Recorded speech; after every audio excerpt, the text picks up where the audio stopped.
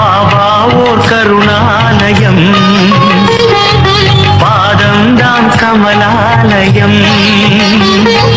பாபா ஓர் கருணாலயம், பாதம்தான் கமலாலயம். சாயப்பா உறவுகள் அனைவருக்கும் வணக்கம். சாயப்பா மேல் நம்பிக்கை வைத்து அவரை நினைத்துக் கொண்டிருக்கும் உங்கள் அனைவரின் வேண்டுதலையும் சாயப்பா நிறைவேற்றுவார். நல்லதையே நினைப்போம், நல்லதே நடக்கும். என்றும் சாயப்பாவின் அருள் உங்களுக்கு இருக்கும். நம் மனதிற்கு இதமான சாயப்பாவின் இன்றைய அருள்மொழியை கேட்போமா? அன்பு குழந்தையே, வாழ்க்கையில் அடுத்த நிமிடங்கள் என்ன நடக்கும் என்பதில்தான் மனிதனின் வாழ்நாளுடைய அர்த்தங்கள் அடங்கி உள்ளது. அந்த அர்த்தங்களுக்கு தான் ஓடுகின்ற ஓட்டம். அதில் நிதானமாக ஓடுபவர்கள் சில பேர். சிலர் எதற்காக, ஏன் என ஒன்றும் தெரியாமல் ஓடுகிறார்கள். இந்த தற்போதைய உலகத்தை பார்க்கும் போது விடிவது அதில் ஓட்டம் மட்டும்தான் கண்களுக்கு தெரிகிறது. ஏதோ சிறு சிறு இடங்களில் அன்பு, பரிவு, பாசம் என சிலரின் மனதில் பார்க்க முடிகிறது. அப்படிப்பட்ட சூழலில் என் பிள்ளைகளான நீங்கள் என் கண்களுக்கு வித்தியாசமாக தெரிகிறீர்கள். நேர்மறை உலகில், நேர்மறையான சூழ்நிலையில் மனிதர்களிடத்தில் வாழ்வது சுலபம். நேர்மறை உலகம்தான். ஆனால் சில மோசமான எதிர்மறையான குணங்களை நீங்கள் கடந்து வருகிறீர்கள். இது வெள்ளத்தில் தத்தளிப்பவனுக்கு அவன் முழுகும் நேரத்தில் அவனுக்கு கிடைத்த கைப்பிடி என்பது அவன் உயிர்காக்கும் தெய்வம். அந்த நேரத்தில் அதுதான் உன் இப்போதைய வாழ்க்கை நிகழ்வு. நீ எதற்கும் பதைக்காதே. என் கை எப்போதும் உன்னை காக்கும். விரைவில் நீ மேலோங்கி உன்னை பார்த்து நகைத்தவர்களை உன்னை நிமிர்ந்து பார்க்க செய்வாய். அதனால் நீ எதற்கும் பயப்படாதே, கலங்காதே. உன்னில் நிச்சயம் வெற்றி என்ற தீபத்தை நான் ஏற்றுவேன். உன்னில் பார்க்கும் அனைத்துமாய் அகிலத்தின் ரூபமாய் உனக்கு நான் இருப்பேன். நீ ஜெயமாக எல்லா செல்வ வளங்களையும் பெற்று மகிழ்ச்சியான வாழ்க்கையை பெறுவாய். குழந்தையே, உன் மனதில் இருக்கும் அனைத்தும் நான் அறிவேன். உன் எண்ண ஓட்டம் என்பது என்னிடம் வந்து அதன் பிறகுதான் அது உன்னை வந்து சேரும். சில நேரம் ஏன் சாயப்பா எனக்கு இந்த குதர்க்கமான எண்ணங்கள் தோன்றுகிறது? நான் இவ்வாறு யோசிக்கும் குணம் கொண்டவர் இல்லையே. பிறகு ஏன் என் மனமானது எப்படி மாட்டு வண்டியில் இருந்து அச்சாணி விழுந்தால் வண்டி தடிக்கிட்டு அடங்காது ஓடுகிறதோ அதுபோல் என் எண்ணங்கள் இங்கும் அங்கும் திசை மாறுகின்றது என்பதுதானே உன் கவலை. அந்த அச்சாணி முறிவதற்கு முன்னரே நீ சுதாரித்தால் உன் வாழ்க்கை என்னும் பயணம் சுகமாகி இருக்கும். இல்லை என்றால் வாழ்க்கையில் ஒன்றை நன்றாக புரிந்து கொள். ஓடும் தண்ணீரில் நீந்தலாம். ஆனால் அந்த தண்ணீர் காற்றாற்று வெள்ளம் போல் இருந்தால் அது கண்ணிமைக்கும் நேரத்தில் அடித்து சென்றுவிடும். நீ சுதாரித்தால் மட்டுமே உன் எண்ணங்களின் நிலை அறிந்து பிறகுதான் நீ நிதானத்தில் செயல்படுகிறாயா, அல்லது சந்தர்ப்பம் உன்னை இப்படி தேவையில்லாமல் யோசிக்க வைக்கின்றதா என்று தெரிந்து கொள்ள முடியும். இன்று உன் சாயப்பா உன் மனதில் இருந்து உன் போக்கை ஒரு நொடியில் மாற்றியதை உணர்ந்தாயல்லவா? அதே போல் என்னை நம்பு. உன் வாழ்க்கைக்கு தேவையானதை எடுத்துரைத்து பக்கபலமாக இருப்பேன். உன்னை விட்டு நான் விலகுவதும் இல்லை, உன்னை விலகி போகும்படி நான் செய்வதும் இல்லை.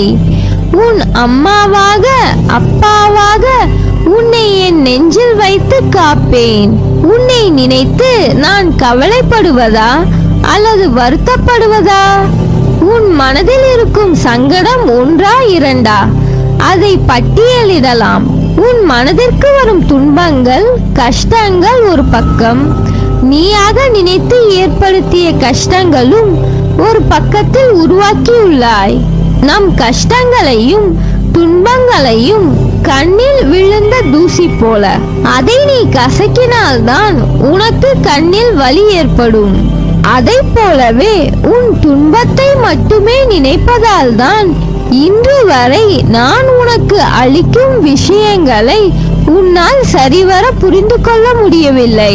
நீ என்னை பார்க்கும்போது கண்ணில் ஆனந்தமும் மனதில் வேதனையும் தெரிகின்றதே. உனக்கு நான் இருக்கிறேன். உன் மனம் என்பது குழந்தையின் மனதை பளிங்கு போல் பளிச்சென்று தெளிவாக உள்ளது. ஆனால் நீயோ அதை உணராமல் தேவையில்லாத விஷயங்களை நினைத்து புலம்பி தவித்துக் கொண்டிருக்கிறாய். இவ்வுலகில் தவறு செய்யாதவர்கள் என்று யாரும் இல்லை. சிலர் தெரிந்தும் சிலர் தெரியாததுமாய் செய்கிறார்கள். அவர்களுக்கான சூழ்நிலை, நேரம் மற்றும் அவர்களின் வினையின் பயனால் செய்த தவறுக்கு மனவலியும் வேதனையும் அடைகிறார்கள். உன் மனதில் ஏற்படும் அனைத்திற்கும் பொறுப்பு நானே. உன் தவறை நினைத்து வருந்துகிறாய், திருத்திக் கொள்ளவும் நினைக்கிறாய். அது அப்படியே நடக்கும். அதை நிறைவேற்றி தருவேன். நீ கவலைப்படாதே.